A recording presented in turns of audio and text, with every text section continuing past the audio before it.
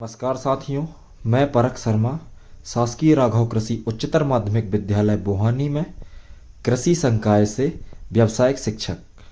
आज हम जानेंगे एक ऐसे छात्र की कहानी जिसने अपनी पढ़ाई को निरंतर रखते हुए कृषि को अपना व्यवसाय बना लिया है तथा सालाना अपनी कमाई स्वयं कर रहा है। इसकी कमाई हजारों में नहीं तो लाखों में पहुंच जाती है। मैं हायर सेकेंडरी विद्यालय बोहानी का प्राचार्य। हमारे यहाँ पर वोकेशनल कोर्स के अंतर्गत कृषि संकाय संचालित है और इस वोकेशनल के अंतर्गत जिन छात्रों ने कृषि संकाय लिया है वो छात्र ज़्यादा से ज़्यादा अपने अपने क्षेत्रों में स्वयं का कार्य करने के लिए आगे की तरफ बढ़ रहे हैं। जैसे किसी छात्र ने डेयरी फार्म की तरफ, किसी ने कीटनाशक दवाइयों की जो दुकानें होती उनकी तरफ रुझान गया उनका, और कई छात्र खाद निर्माण में और नवीन तकनीक से अपने घरों में जाके, अपनी फील्ड पे जाके वो अपने पेरेंट्स के साथ मिलकर नई नई विधियों से उनको खेती के तरीके बता रहे हैं। तो इन सब से मतलब है एक प्रकार से कहें कि हमारे जो वोकेशनल से निकले हुए छात्र हैं वो सब जाकर अपनी अपनी फील्ड में अपना बेहतर काम कर रहे हैं। और मुझे आशा है कि ये जो प्रक्रिया शुरू हुई है उसका लाभ हमारे जो खेती कृषि प्रधान जिला है, यहाँ के जो कृषक समुदाय हैं उनको प्राप्त होगा। जहाँ तक हमारे कृषि व्यावसायिक शिक्षकों का सवाल है, तो जब भी वो छात्र हमारे पास आते हैं, हमारे कृषि शिक्षक के पास आते हैं, तो उनको जो भी जानकारियाँ होती हैं सहज रूप से उनको सुलभ कराते हैं, उनका मार्गदर्शन करते हैं और उनको आगे बढ़ने के लिए प्रेरित करते हैं। ठीक है।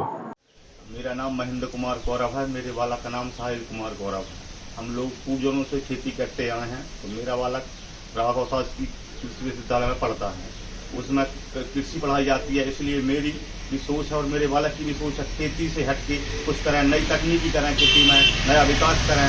हम लोगों की यही सोच है, यही हमारे बालक की सोच है, खेती में कुछ डेवलप करें, खेती नई पैटर्न से करें। जो हमारे दादाजी बैलों से करते आए थे वो लोग ट्रैक्टर से कर रहे हैं और आधुनिक तकनीक से करेंगे आगे चले हम लोग। तो अभी आपका पुत्र आपका सहयोग कर रहा है कृषि? पूर्ण रूप से मेरा सहयोग करता है। खेती में मेरा आधी भागीदारी रहती है। अच्छा, तो उसके आपकी खेती में आधी भागीदारी उसकी स्वयं की है? हाँ, स्वयं की है।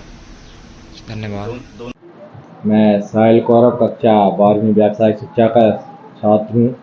मेरी शुरुआत कुछ इस प्रकार हुई कि मेरे घर के बोल रहे थे, बेटा पढ़ लो नहीं तो हमारी तरह खेती ही करना पड़ेगा।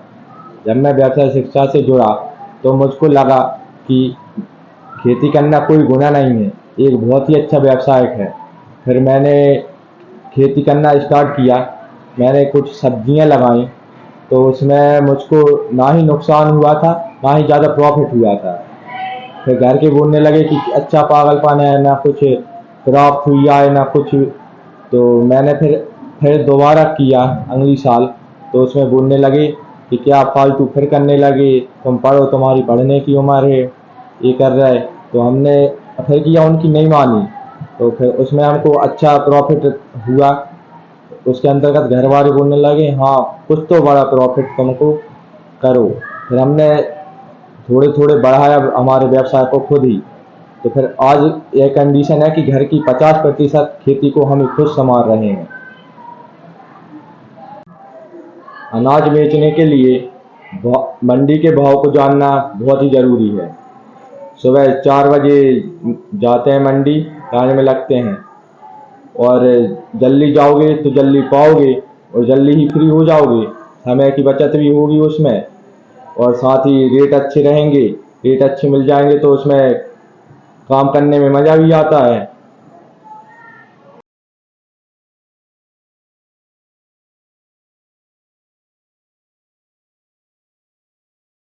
मंजिल तो मिल ही जाएगी भटकते भटकते, गुमराह वह होते हैं जो घर से निकले ही नहीं।